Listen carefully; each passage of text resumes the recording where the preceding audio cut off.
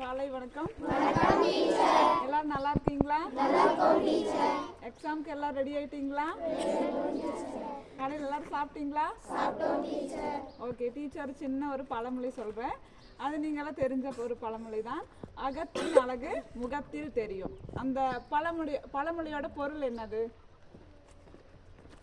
அகத்தின் அழகு முகத்தில் தெரியும். அகம்னா உள்ள.